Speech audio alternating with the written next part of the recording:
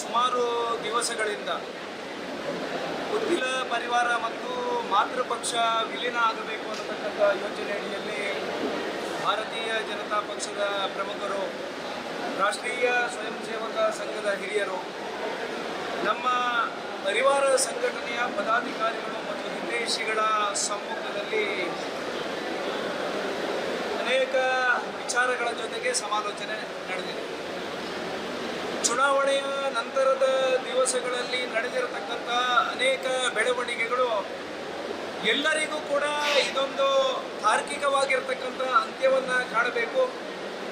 ಮುಂದಿನ ಲೋಕಸಭಾ ಚುನಾವಣೆಯಲ್ಲಿ ನರೇಂದ್ರ ಮೋದಿ ನೇತೃತ್ವದ ಸರ್ಕಾರ ಮುಂದಿನ ಒಂದಷ್ಟು ವರ್ಷಗಳ ಕಾಲ ಆಡಳಿತ ಬರಬೇಕು. ಅದಕ್ಕೆ ಪೂರಕವಾಗಿ ದಕ್ಷಿಣ ಕನ್ನಡ ಜಿಲ್ಲೆಯ ಲೋಕಸಭಾ ಕ್ಷೇತ್ರವನ್ನು ಕೂಡ ಉಳಿಸಿಕೊಡಬೇಕು ಅಂತಕ್ಕಂಥ ಯೋಜನೆ ಅಡಿಯಲ್ಲಿ ವಿಲೀನಗೊಳಿಸತಕ್ಕಂಥ ಅನೇಕ ಪ್ರಕ್ರಿಯೆಗಳು ಮತ್ತು ಮಾತುಕತೆಗಳು ನಡೆದಿರುವಂಥದ್ದು ಮಾಧ್ಯಮಗಳಲ್ಲಿ ನಿಮಗೆಲ್ಲರಿಗೂ ಗೊತ್ತಿರುವಂಥ ವಿಚಾರ.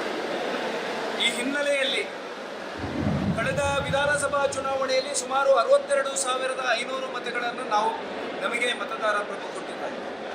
ಅಧಿಕೃತವಾಗಿ ವಿರೋಧ ಪಕ್ಷದ ಸ್ಥಾನವನ್ನು ಪುತ್ತೂರು ವಿಧಾನಸಭಾ ಕ್ಷೇತ್ರದಲ್ಲಿ ಮತದಾರ ಕೊಟ್ಟಿರತಕ್ಕಂತಹ ಆ ಒಂದು ತೀರ್ಪಿಗೆ ಅನುಗುಣವಾಗಿ ಕಾರ್ಯಕರ್ತರ ಅಪೇಕ್ಷೆಗಳು ಜಿಲ್ಲಾ ಮಟ್ಟದಲ್ಲಿ ಪದಾಧಿಕಾರಿಯಾಗಿ ನಮ್ಮ ಪರಿವಾರ ಸಂಘಟನೆಯ ಹಿರಿಯರನ್ನು ಜೋಡಿಸಿಕೊಳ್ಳಬೇಕು ಅನ್ನತಕ್ಕಂಥ ಯೋಜನೆ ಅಡಿಯಲ್ಲಿ ಎಲ್ಲರ ಆಗ್ರಹ ಇತ್ತು.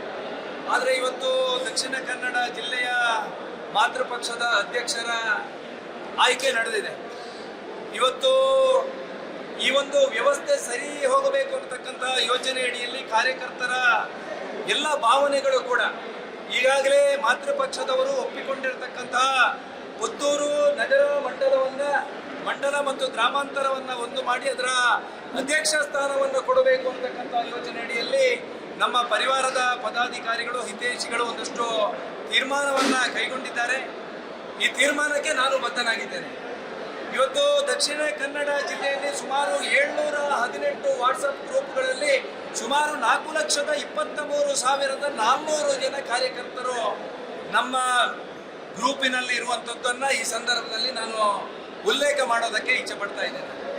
ಚುನಾವಣೆಯಲ್ಲಿ ಗೆಲ್ಲಬೇಕಾಗಿದ್ರೆ ನಮಗೇನೋ ದೊಡ್ಡ ಸಂಗತಿಯ ವ್ಯವಸ್ಥೆಗಳು ಆಗಬೇಕಂತೇಳಿ ಇಲ್ಲ. ಆದರೆ ಇವತ್ತು ನಾವೆಲ್ಲರೂ ಸಂಘ ಪರಿವಾರದಲ್ಲಿದ್ದೀವಿ, ರಾಷ್ಟ್ರೀಯ ಸ್ವಯಂ ಸೇವಕ ಸಂಘದ ಶಿಕ್ಷಣವನ್ನು ಪಡೆದಿದ್ದೀವಿ. ಮಾತೃಪಕ್ಷದ ಅಧಿಕಾರ ಬರುವುದಕ್ಕೋಸ್ಕರ ರಕ್ತವನ್ನ ಬೆವರು ಮಾಡಿ ದುಡಿದವರಿದ್ದೀವಿ. ಈ ಹಿನ್ನೆಲೆಯಲ್ಲಿ ಎಲ್ಲರಿಗೂ ಕೂಡ ಗೌರವ ತರುವಂತಹ ಕೆಲಸ ಕಾರ್ಯಗಳು ಮಾತೃಪಕ್ಷ ಮತ್ತು ನಮ್ಮ ಜೊತೆಗೆ ಆಗಬೇಕು ಅನ್ನತಕ್ಕಂಥ ಹಿರಿಯರ ಅಪೇಕ್ಷೆಗಳು, ಸಂಘದ ಹಿರಿಯರ ಯೋಚನೆಗಳು, ಪಕ್ಷದ ಹಿರಿಯರ ಆ ಕೆಲಸ ಕಾರ್ಯಗಳು ಸುಸೂತ್ರವಾಗಿ ನಡೆಯುವುದಕ್ಕೋಸ್ಕರ ಇವತ್ತೊಂದು ತೀರ್ಮಾನವನ್ನು ನಮ್ಮ ಪರಿವಾರ ಸಂಘಟನೆಯ ಪದಾಧಿಕಾರಿಗಳು ತಗೊಂಡಿದ್ದಾರೆ. ಈ ತೀರ್ಮಾನಕ್ಕೆ ನಾನು ಬದ್ಧನಿದ್ದೀನಿ. ಈ ತೀರ್ಮಾನವನ್ನ ಮತ್ತೆ ಪುರಸ್ಕರಿಸಿ ಮತ್ತೆ ಲೋಕಸಭಾ ಚುನಾವಣೆಯಲ್ಲಿ ಶಾಂತಿ, ಸಹೋದರತೆ, ಪ್ರೀತಿ, ವಿಶ್ವಾಸ, ಈ ರಾಷ್ಟ್ರದ ಏಕತೆ, ಸಮಗ್ರತೆಯ ದೃಷ್ಟಿಕೋನದಿಂದ ಮಾತೃಪಕ್ಷದವರು ಸೂಕ್ತವಾಗಿರ್ತಕ್ಕಂಥ ನಿರ್ಧಾರವನ್ನು ಮಾಡಬೇಕು. ಇಲ್ಲದಿದ್ದಲ್ಲಿ ಯಾವ ಪರಿವಾರ ಮಾಡಿರ್ತಕ್ಕಂಥ ಹೆಜ್ಜೆಗಳು ಪ್ರತಿಯೊಂದು ಮುಂದಿನ ಚುನಾವಣೆಯಲ್ಲಿ ಚುನಾವಣಾ ರಾಜಕೀಯಕ್ಕೂ ಕೂಡ ಅವರ ಅಪೇಕ್ಷೆ ಇದ್ರೆ ನಾನು ಕಟಿಬದ್ಧನಾಗಿದ್ದೇನೆ ಅನ್ನತಕ್ಕಂಥ ವಿಚಾರವನ್ನ ಅತ್ಯಂತ ಸ್ಪಷ್ಟವಾಗಿ ಈ ಸಂದರ್ಭದಲ್ಲಿ ಉಲ್ಲೇಖ ಮಾಡ್ತೀನಿ. ಸಾಕಷ್ಟು ಆಪಾದನೆಗಳನ್ನು ಮಾಡಿದ್ದಾರೆ. ಚುನಾವಣೆಯ ಸಂದರ್ಭದಲ್ಲಿ ನಮಗೂ ಕೂಡ ಚುನಾವಣೆಯಲ್ಲಿ ಆ ರೀತಿಯ ವಾತಾವರಣವನ್ನು ಸೃಷ್ಟಿ ಮಾಡೋದಕ್ಕೆ ನೀವೆಲ್ಲರೂ ಕೂಡ ಪಾತ್ರರು ಅನ್ನುವಂಥದ್ದು ನಮ್ಮ ನೆನಪಿನಲ್ಲಿ ಇದೆ.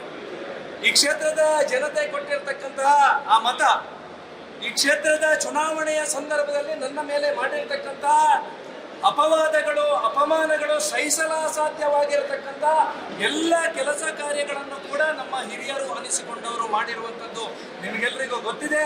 ನಾನು ಯಾವುದೇ ಹಿರಿಯರಿಗೂ ಕೂಡ ಯಾವುದೇ ರೀತಿಯ ಕೆಳಮಟ್ಟದ ಭಾಷೆಯನ್ನ ಪ್ರಯೋಗ ಮಾಡಿ ಅವರ ವಿರುದ್ಧ ಮಾತಾಡಲಿಲ್ಲ.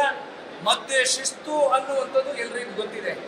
ಕಾರ್ಯಕರ್ತರ ಭಾವನೆಗಳಿಗೆ ಪೂರಕವಾಗಿರತಕ್ಕಂಥ ನಿರ್ಧಾರವನ್ನ ಮಾತೃಪಕ್ಷದವರು ತಗೊಳ್ಳದಿದ್ರೆ ಮುಂದಿನ ದಿವಸದಲ್ಲಿ ಪುತ್ತೂರಿನಲ್ಲಿ ನಡೆದಿರತಕ್ಕಂತಹ ವಿದ್ಯಮಾನಗಳು ಇಡೀ ಕರ್ನಾಟಕ ರಾಜ್ಯದಲ್ಲಿಯೂ ಕೂಡ ನಡೆಯುವುದಕ್ಕೆ ಸಿದ್ಧತೆ ಆಗುತ್ತಾ ಇದೆ ಅಂತಕ್ಕಂಥ ಸೂಕ್ಷ್ಮತೆಯನ್ನ ಈ ಸಂದರ್ಭದಲ್ಲಿ ಉಲ್ಲೇಖ ಮಾಡ್ತಾ ಮತ್ತೆ ಈ ಕಾರ್ಯಕ್ರಮಕ್ಕೆ ಭಾಗವಹಿಸಿ ನಮ್ಮ ಜೊತೆಗೆ ಸಹಕಾರ ಕೊಟ್ಟಿರತಕ್ಕಂಥ ಎಲ್ಲ ಮಾಧ್ಯಮದ ಮಿತ್ರರಿಗೂ ಕೂಡ ಹೃದಯ ತುಂಬಿದ ಕೃತಜ್ಞತೆಯನ್ನ ಸಲ್ಲಿಸ್ತಾ ಮುಂದಿನ ದಿವಸದಲ್ಲಿ ನಾವು ಮಾಡಲಿಕ್ಕೆ